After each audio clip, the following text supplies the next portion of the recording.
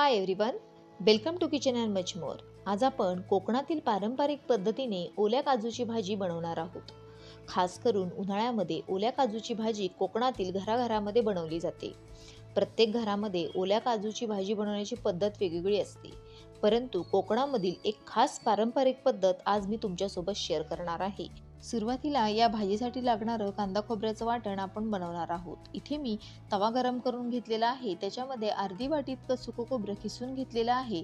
ते छान असं खरपूस होईपर्यंत आपल्याला तव्यामध्ये भाजून घ्यायचं आहे.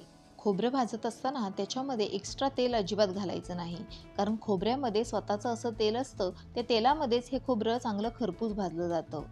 खोबरं खरपूस भाजलं की ते एका प्लेटमध्ये काढून घ्यायचं आणि थंड होण्याकरता ठेवून द्यायचं. आता त्याच तव्यामध्ये मी एक मोठ्या आकाराचा कांदा उभा पातळ चिरून घेतलेला आहे. हा कांदा देखील आपल्याला चांगला खरपूस होईपर्यंत भाजून घ्यायचा आहे.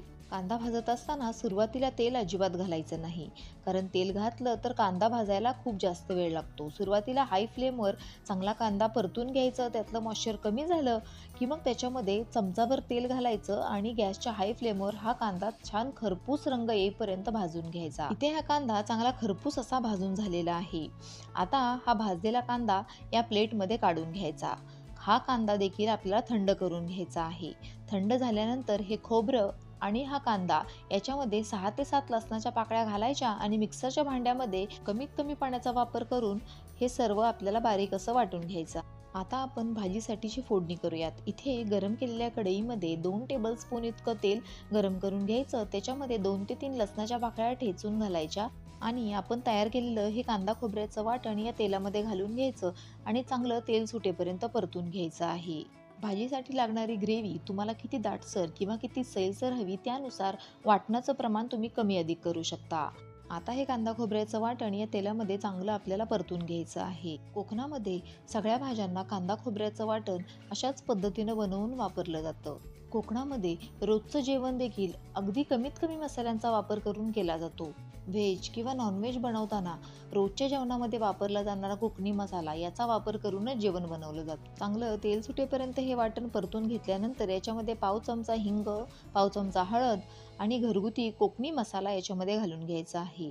तुम्हाला ग्रेव्ही कितपत तिखट हवी त्यानुसार तुम्ही मसाल्याचा वापर कमी अधिक करू शकता. आता याच्यामध्ये घातलेला हा मसाला या कांदा खोबऱ्याच्या वाटणासोबत परतून घ्यायचा आहे.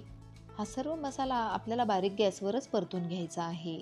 कोकणामध्ये ओल्या काजूची भाजी अनेक प्रकारे बनवली जाते. काही ठिकाणी कांदा आणि टोमॅटो बारीक कापून घातला जातो, तर काही ठिकाणी ओल्या खोबऱ्याचं वाटण देखील घातलं जातं.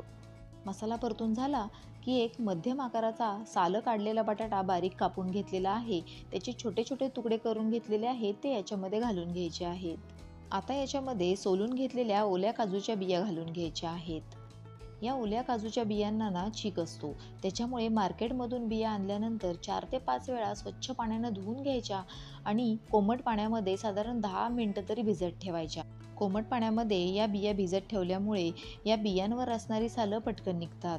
आता या बिया या वाटणासोबत साधारण 1 मिनिटं मध्यम गॅसवर चांगल्या परतून घ्यायच्या आणि आवश्यकतेनुसार त्याच्यामध्ये कोमट पाणी घालून घ्यायचं. तुम्हाला ही ग्रेव्ही किती दाटसर हवी किंवा किती सैलसर हवी त्यानुसार तुम्ही पाण्याचं प्रमाण कमी अधिक करू शकता. आता जरी ही ग्रेव्ही पातळ वाटत असली तर शिजल्यानंतर या ग्रेव्हीला दाटसरपणा येतो. तुम्हाला ग्रेव्ही जास्त आवडत नसेल तर कमीत कमी पाण्याचा वापर करून तुम्ही थपथपीत अशी ही ओल्या काजूगरांची उसळ देखील बनवू शकता. आता मध्यम गॅसवर आपल्याला या भाजीला चांगली उकळी काढून घ्यायची आहे. उकळी येईपर्यंत याच्यावर अजिबात झाकण ठेवायचं नाही. तुम्ही इथं पाहता या भाजीला चांगली उकळी देखील आलेली आहे. एकदा का उकळी आली की साधारण 5 मिनिटं आपल्याला ही भाजी अशी शिजू द्यायची आहे.